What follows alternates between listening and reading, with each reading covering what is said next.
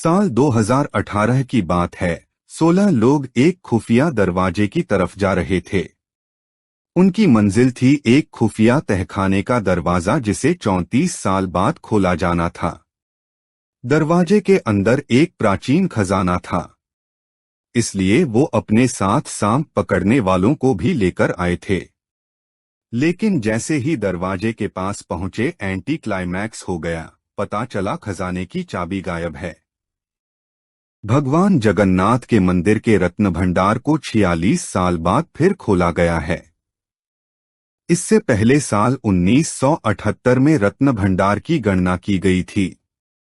हालांकि दिसंबर 1982 और जुलाई 1985 में भी इस रत्न भंडार को खोला गया था, लेकिन श्री जगन्नाथ के लिए आवश्यक कुछ आभूषण निकालने और मरम्मत करने के लिए नियमों और प्रथाओं के अनुसार जगन्नाथ मंदिर का सारा चढ़ावा रत्न भंडार में सुरक्षित रखा जाता है। सदियों से राजा महाराजाओं के दान और देश दुनिया के श्रद्धालुओं के चढ़ाए गए सोने और जवाहरात से ये खजाना बहुत समृद्ध है। रत्न भंडार पुरी के उत्तर दिशा में स्थित है।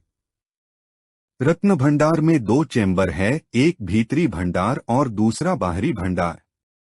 भीतरी भंडार में सबसे कीमती आभूषण रखे जाते हैं। बाहरी रत्न भंडार में केवल उन आभूषणों को रखा जाता है जो रथ यात्रा और दूसरी महत्वपूर्ण अवसरों पर इस्तेमाल होते हैं। इस बार जब रत्न भंडार को खोला गया तो भीतरी भंडार के सारे आभूषणों को स्थानांतरित करने के बाद उनकी मरम्मत की जाएगी।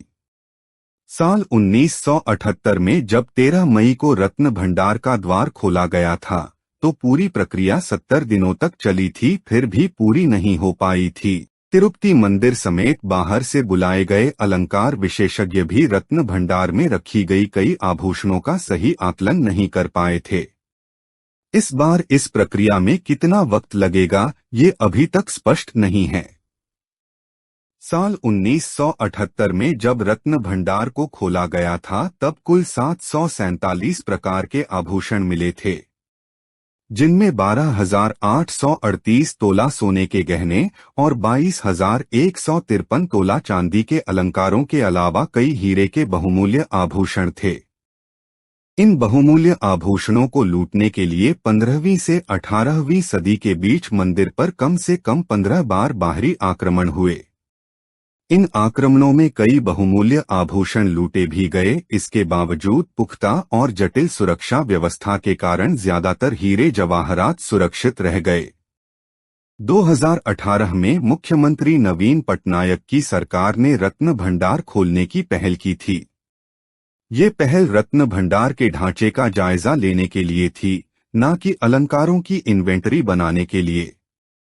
एएसआई ने स्पष्ट कर दिया था, रत्न भंडार की स्थिति काफी नाजुक है, कई जगह से पानी रिस रहा है और दीवारों पर सीलन पड़ गई है, इसलिए मरम्मत की बहुत सख्त जरूरत है, वरना रत्न भंडार किसी भी समय पर ढह सकता है।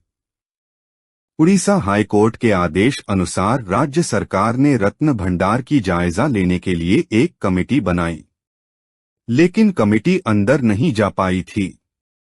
जिस चाबी के साथ टीम अंदर गई थी उससे रत्न भंडार पर लगे ताले खुले ही नहीं और कमेटी बाहर से ही टॉर्च लाइट के सहारे ढांचे का जायजा लेकर लौट आई। पिछले मार्च में हाई कोर्ट के आदेश अनुसार तत्कालीन मुख्यमंत्री नवीन पटनायक ने सुप्रीम कोर्ट के पूर्व न्यायाधीश अरिजीत पसायत की अध्यक्षता में एक कमेटी बनाई थी। यह रत्न भंडार के मरम्मत के साथ साथ उसमें रखे आभूषणों की गिनती करने के लिए ये कमेटी बनी थी। लेकिन चुनाव के बाद राज्य में मोहन मांझी के नेतृत्व में बनी सरकार ने पुरानी कमेटी को भंग कर जस्टिस रथ की अध्यक्षता में नई कमेटी बनाई। राज्य में हाल ही में संपन्न विधानसभा चुनाव में रत्न भंडार की खोई हुई चाबी एक प्रमुख मुद्दा भी बना। अब अपने चुनावी वादे के अनुसार भाजपा सरकार ने रत्न भंडार तो खुलवा दिया है, लेकिन अब यह देखना बाकी है साल 1978 में जो इन्वेंटरी बनी थी उसमें जो आभूषण थे वो अब भी सुरक्षित है या नहीं।